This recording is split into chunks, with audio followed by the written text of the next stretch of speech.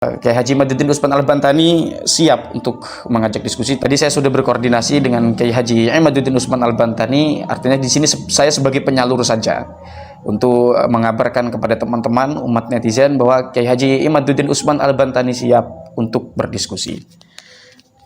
Ada yang saya pahami dari tanggapan Kiai Haji Imaduddin Usman Al-Bantani di mana Kiai Haji Imaduddin Usman Al-Bantani di situ berharap bahwa Syekh Mahdi Ar-Rajai itu nanti dapat dihadirkan di sana.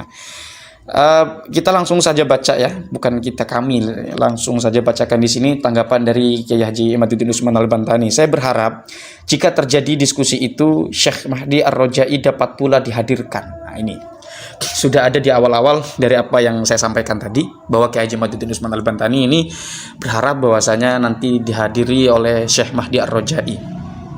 Sehingga saya dapat bertanya sumber apa yang beliau gunakan, sehingga dengan yakin mencantumkan nama Ubaidillah sebagai anak Ahmad Al-Muhajir.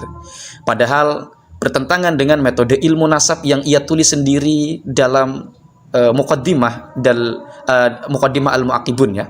Yang kedua, kemudian kata Kiai Haji Imaduddin Usman Al-Bantani, saya akan perdalam kepadanya, yaitu kepada Syekh Mahdi Ar-Rajai tentang syuhra wal istifadhah, yang terkadang nama ulama fikih 4 madhab dibawa-bawa, tetapi makna istilahnya dibelokkan sekehendak hati para nasabah dengan alasan bahwa mereka sahibul fan, yang lain tidak boleh masuk ke situ. Kemudian di paragraf selanjutnya, padahal kebenaran logis itu standarnya sama. Ilmu apapun jika di sana ada penyimpangan, maka logika ahli fan lain akan mudah mengetahui adanya penyimpangan atau dapat kita melihat indikasi-indikasi penyimpangan di sana. Kemudian di sini Kiai Haji Imaduddin Usman Al-Bantani mengatakan, bayangkan jika syuhra wal istifadhah beberapa ahli nasab itu dianggap sahih, jika tahun 2023 ada seorang non sayyid masuk kampung pedalaman Kalimantan, lalu ia mengaku sayyid, lalu ia beranak pinak, 500 tahun kemudian ribuan keturunannya akan syuhroh dan istifadhah sebagai sayyid.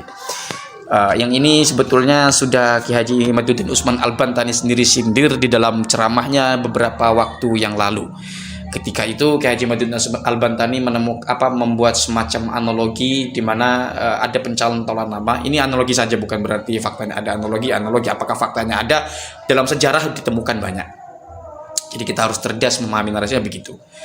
Nah, Kiai Imad di situ andaikan ada sebuah peti di mana ada pencantolan nama di tahun sekian. Setelah 500 kemudian peti itu dibuka oleh orang-orang generasi di zaman itu. Lalu menemukan sebuah nama di mana nama itu tercantum kepada tokoh tertentu. Misalnya begitu. Nah, padahal peti yang ditemukan oleh generasi masa itu adalah ada salah satu nama cantolan di sana. Seperti yang disampaikan oleh Kiai Haji Imaduddin Usman Al-Bantani di dalam tulisan ini.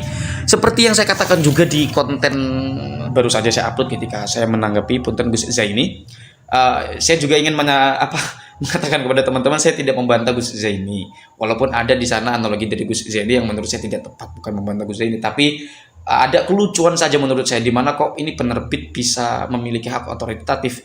Ketika logikanya begitu, maka wajar ketika Gus Zaini membuat apoteker itu tadi, yang saya pikir tidak tepat. Karena tidak tepat, kenapa penerbit itu mestinya tidak semacam itu, tidak memiliki hak otoritatif. Itu di Indonesia, wallahu alam. Kalau di Iran atau negara lain saya tidak tahu, tapi kita menggunakan perspektif di Indonesia memang tidak seperti itu. Jadi begitu ya.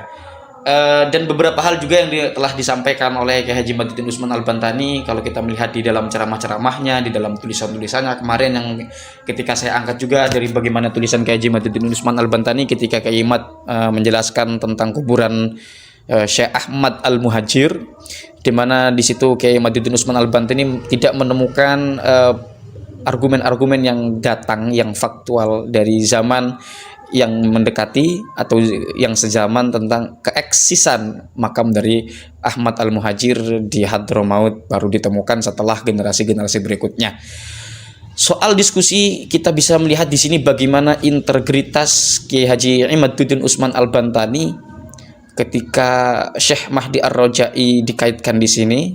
Maka Kiai Haji Imaduddin Usman Al-Bantani langsung siap menanggapi, dan beliau mengatakan insya Allah siap untuk berdiskusi dengan Syekh Mahdi Ar-Rajai, yang katanya kalau kita pahami di dalam kontennya Gus Zaini, di situ ada tulisan WhatsApp ya, ada surat di situ, entah dari siapa, mungkin dari mahasiswa di Iran itu, mengatakan siap memfasilitasi dari pihak sana, begitu ya. Jadi Kiai Madidin Usman sudah siap, tinggal bagaimana pihak dari yang mengajak diskusi tersebut untuk memberi fasilitas yang diberikan. Tentu di sini semua yang diharapkan umat netizen adalah keamanannya terjaminnya. Semua keamanan dari keberangkatan sampai pulangannya di Indonesia semuanya berjalan dengan aman dari keamanan manapun begitu.